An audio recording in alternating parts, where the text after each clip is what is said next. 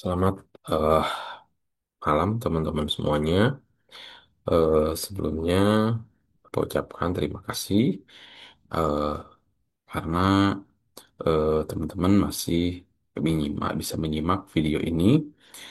Dan Bapak mengucapkan mohon maaf karena Bapak nggak bisa masuk hari ini karena ada sesuatu hal seperti yang sudah dijelaskan sebelumnya, ada sesuatu hal yang mengharuskan Bapak harus hadir di dalam session yang lainnya, ya. Dan Bapak ada kegiatan yang mengharuskan nanti pagi-pagi Bapak berangkat ke luar kota.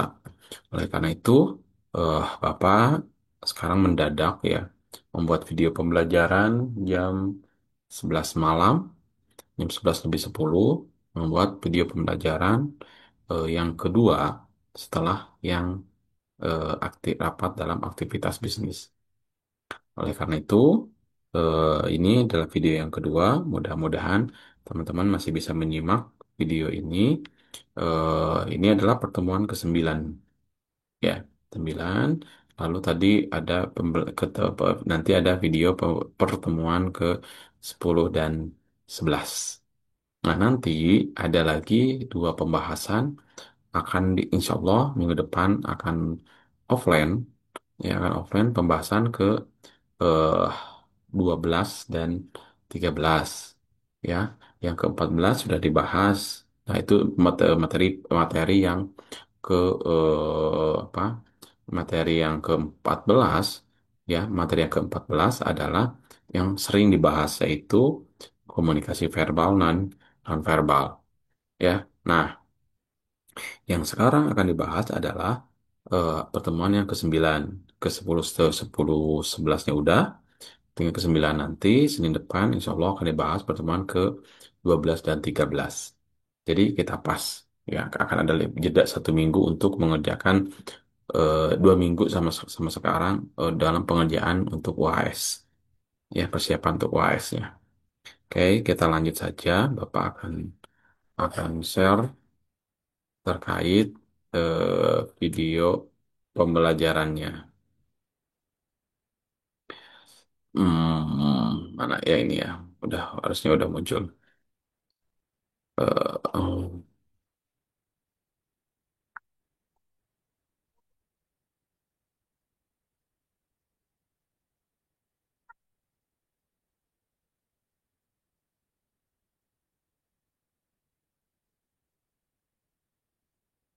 Bu.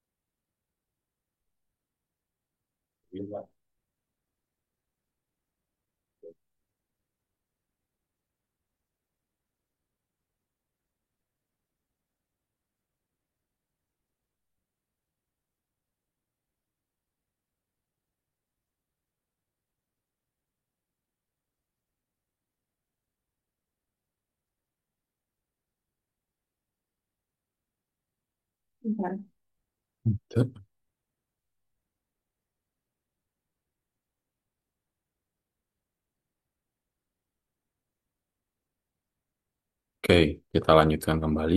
Eh, ini adalah pembahasan di pertemuan ke-9 ini, yaitu komunikasi bisnis dan komunikasi bisnis dalam lintas budaya, ya. Nah, eh dalam eh dalam pembahasan ini, dalam pembahasan ini, teman-teman, apa akan membahas terkait bagaimana komunikasi dalam dunia bisnis yang melibatkan interaksi antar budaya yang berbeda serta memegang peranan penting dalam kesuksesan bisnis global.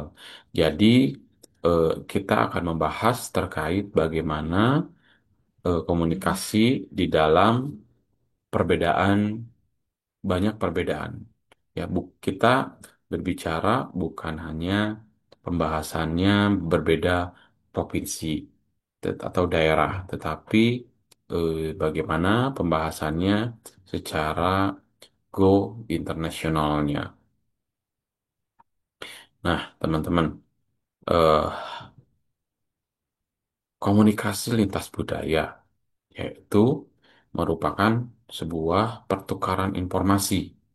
Berarti kan komunikasi saja juga kita sudah bisa disampaikan kemarin bahwa dalam komunikasi itu adalah pertukaran informasi adanya antara dua orang, ya, bisa memanfaatkan dengan platform lain atau bisa memanfaatkan hardware juga, ya, dari pertukaran informasinya baik secara individu atau organisasi dari latar belakang budaya yang berbeda dalam konteks bisnis. Ya. Jadi, ketika kita mendengar komunikasi bisnis lintas budaya, berarti pertukaran informasinya baik secara individu maupun organisasi dengan yang berbeda budaya. Apakah bagaimana peranannya? Apakah penting atau tidak? Ya. Nah, di dalam era globalisasi ini, komunikasi eh, komunikasi memungkinkan bisa terjadi kerjasama, negosiasi, dan penyelesaian masalah antar negara atau perusahaan multinasional. Tetapi dasarnya, teman-teman, eh, untuk bisa memenangkan lintas budaya ini, kita harus bisa menyamakan alat komunikasinya. Apa itu alat komunikasinya? Biasanya yaitu dari segi bahasanya. Kita harus paham terkait bahasa yang digunakan. Tetapi bahasa in- bahasa internasional yang digunakan saat ini adalah salah satunya bahasa Inggris. Walaupun ada bahasa yang lain seperti Mandarin, terus apalagi ya, mungkin biasanya sih Mandarin sama bahasa Inggris yang sering digunakan. Karakteristiknya adalah bagaimana komunikasi ini melibatkan perbedaan bahasa, nilai, norma, perspektif yang dapat mempengaruhi makna dari pesan yang akan disampaikan. Ya. Nah, biasanya dalam komunikasi lintas budaya ini sering dipengaruhi oleh faktor bahasa dan gaya komunikasi, konteks sosial, budaya organisasi, pengalaman individu, juga menentukan keberhasilan komunikasi lintas budaya. Bahasa itu sama. Contohnya adalah ketika Bapak berbicara bahasa Inggris, mungkin sama teman-teman juga bahasa Inggris kita mudah dipahami. Tetapi ketika misalkan Bapak komunikasi dengan orang Malaysia, dengan orang Singapura, masih bisa paham. Tetapi ketika konteksnya, ketika berbicara dengan orang luar negeri yang bahasa Inggrisnya fasih, misalkan USA, Inggris, ya, terus Australia, Bapak suka rada nge-lag gitu berbicaranya. Kenapa? Karena ada beberapa kata yang tingkat kefasihannya itu menurut Bapak agak kurang jelas, gitu ya. Karena kan Inggris juga ada Inggris British, ada Inggrisnya USA. Nah, faktor yang bisa mempengaruhi miskomunikasi adalah dari bahasanya, gaya komunikasinya, dan konteks sosial yang sedang dibahas, ya, budaya organisasi dan yang lain-lainnya. Contohnya di sini kan ada negosiasi kontrak, antara perusahaan Indonesia dan perusahaan Jepang yang memiliki norma dan gaya komunikasi berbeda. Normanya, budayanya. Seperti kita ketahui, budaya Jepang adalah budaya yang on time, tidak bisa telat, ya. Semuanya terstruktur. Kalau kita biasanya budayanya jam ngaret, ya rapat jam 1, mulai jam 1.30, ya. Kenapa? Karena itu sudah menjadi budaya dan itu sulit untuk dirubah.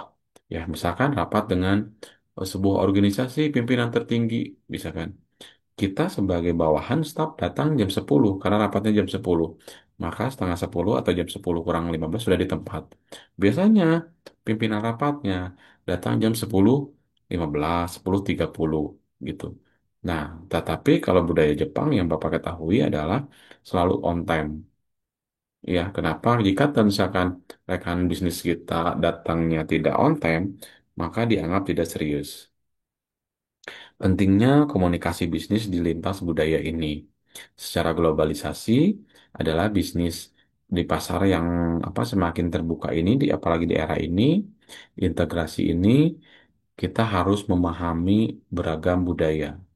Kita jangan sampai apa ya meninggikan ego kita, ya, dengan memperluas jaringan juga memudahkan membangun hubungan bisnis untuk secara internasional. Oleh karena itu, nanti ketika teman-teman lulus, coba dengan eh, apa dengan eh, perluas jejaringnya, bukan hanya di nasional, tetapi internasional. Dengan cara apa? Coba perbaiki LinkedIn, profil LinkedIn-nya, dan sertifikasi yang teman-teman ketahui, yang teman-teman ada.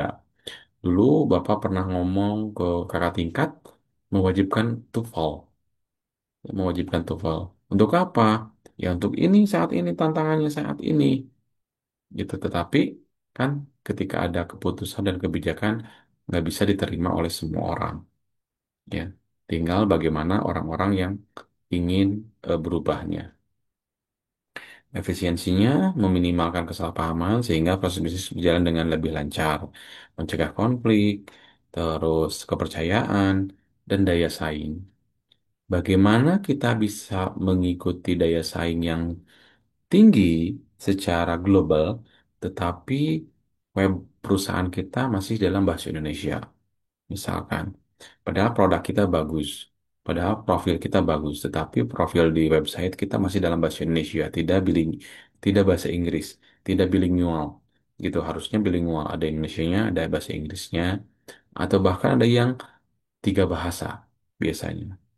Dengan memperbaiki website itu bisa meningkatkan kepercayaan dari investor atau calon investor ke perusahaan yang kita pimpin ini, ya. Jadi dasarnya yang pentingnya komunikasi bisnis budaya menurut Bapak adalah dengan meningkatkan kompetensi kita dalam sebuah bahasa. Selanjutnya, bagaimana memahami budaya dan perbedaan budaya, teman-teman, ya. Aduh,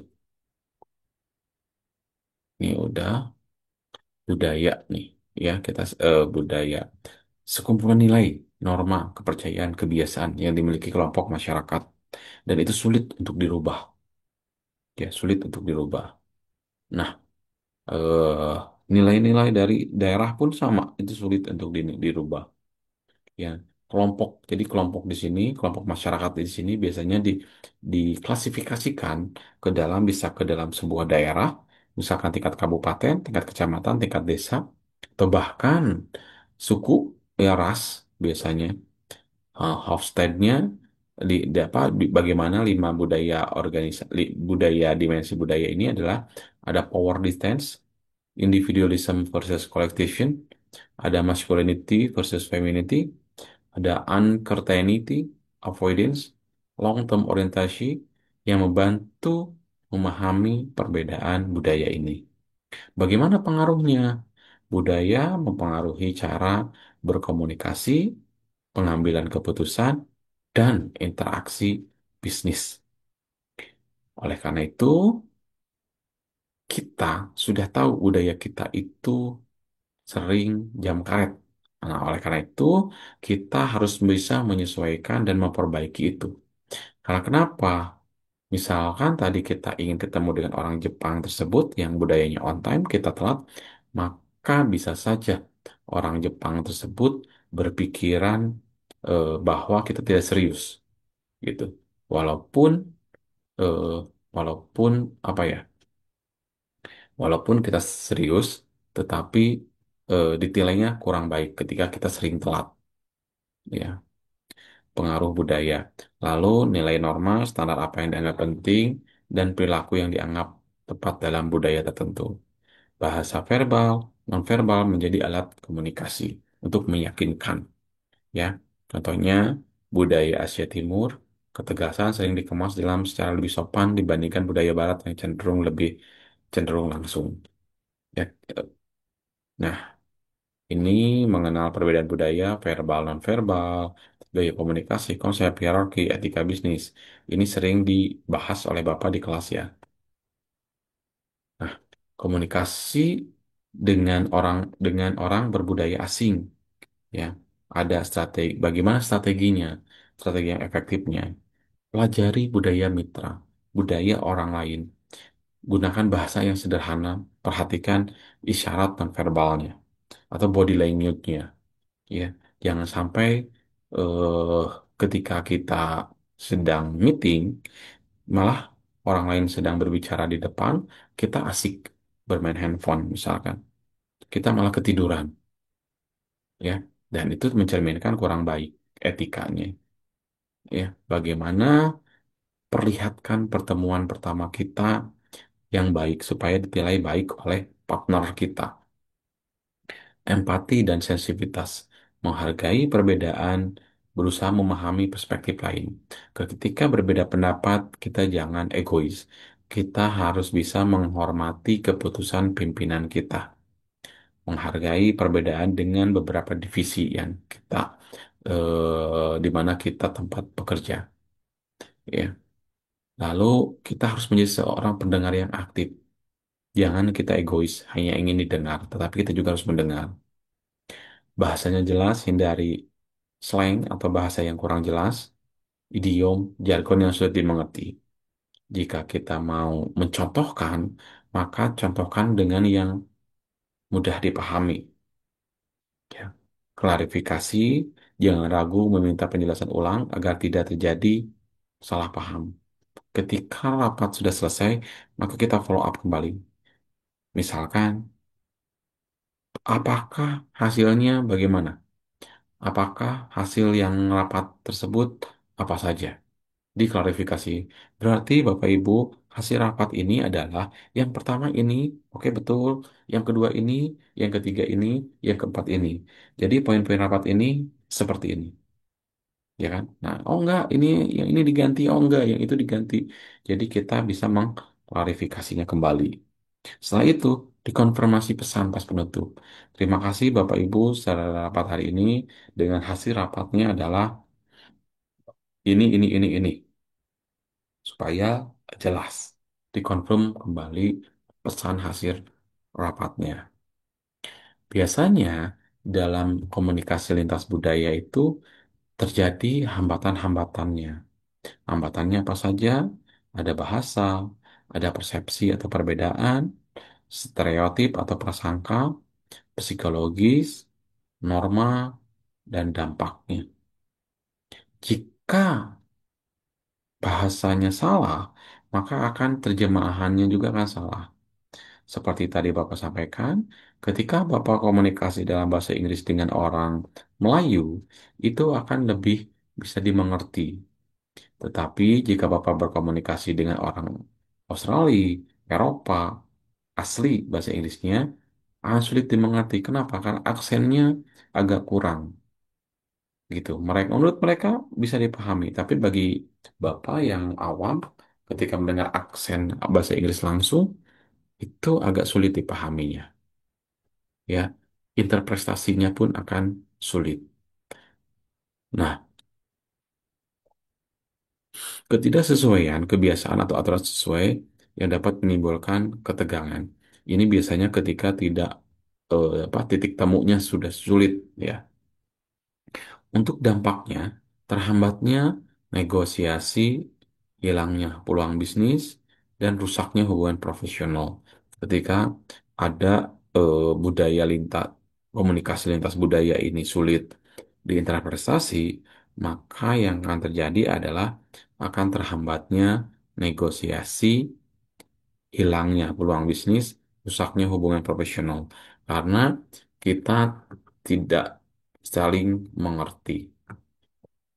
Nah, bagaimana menghadapi entonsentris dalam komunikasi? Apa itu entosentrisme? Sikap menganggap budaya sendiri lebih baik dari budaya lain. Nah, ini adalah yang tadi Bapak sampaikan, ego. Jangan sampai ego kita mengalahkan atau menghilangkan kesempatan yang akan kita raih. Iya. Dampak negatifnya bisa menghambat pemahaman dan kerjasama lintas budaya. Strateginya adalah tingkatkan kesadaran budaya, belajar menghargai perbedaan, dan buka diri terhadap perspektif baru. Jadi, kita harus open-minded di dalam eh, benak kita. Jangan sampai kita egois, hanya mengagung-agungkan milik kita. Padahal kita yang butuh mereka untuk berkontribusi ke dalam baik secara pribadi maupun secara untuk company yang kita pimpin. Ya, jangan ego, jangan gimana kita, tetapi kita harus bisa berpikir juga bagaimana ke depannya ketika kita menganggap budaya sendiri lebih baik dari budaya yang lain. Oke, budaya kita baik, tapi kita mungkin ada yang lebih baik. Ya, jangan sampai kita mempertahankan ego kita, tetapi merugikan banyak orang. Nah, bagaimana kesimpulannya? Kesimpulannya adalah yang pertama, komunikasi lintas budaya adalah keterampilan kunci di era global. Lintas budaya itu dengan bahasa Inggrisnya. Memahami budaya dan hambatan komunikasi sangat penting untuk menghindari konflik yang terjadi di company kita. Sikap terbuka, adaptif, memperkuat hubungan bisnis internasional. Dan bagaimana buat teman-teman semuanya? Mahasiswa diharapkan mampu mengembangkan kompetensi komunikasi lintas budaya sebagai bakal karir secara global. Ya, karena secara global ini yang dibutuhkannya apa? Yang dibutuhkannya adalah speaking di bidang dalam bahasa Inggris, berbicara dalam bahasa Inggris. Jangan ragu, kita harus paksakan supaya terbiasa. Oke, teman-teman semuanya, itu untuk pertemuan ke-9 kita. Ya, mohon maaf jika Bapak tidak maksimal dalam menjelaskannya. Kita keterbatasan. Eh, sekarang tadi jam 11, sekarang jam 11:35. Ya, jadi menjelaskannya mungkin agak kurang maksimal. Mohon maaf karena ini mendadak banget dalam memberikan penjelasan kepada rekan-rekan semuanya. Tapi ini lebih baik Bapak memberikan video pembelajaran daripada tidak memberikan materi sama sekali. Ya, oleh karena itu Bapak mengucapkan mohon maaf dan mengucapkan terima kasih teman-teman yang sudah menyimak sampai akhir video ini. Untuk absen dan kisi-kisi UAS, insya Allah akan Bapak berikan di minggu depan. Ya, dan kita masih ada jatah sekitar 2 kali pertemuan lagi untuk menuju UAS ini. Terima kasih semuanya. Selamat malam. Selamat malam. Assalamualaikum warahmatullahi wabarakatuh. Bapak tutup ya.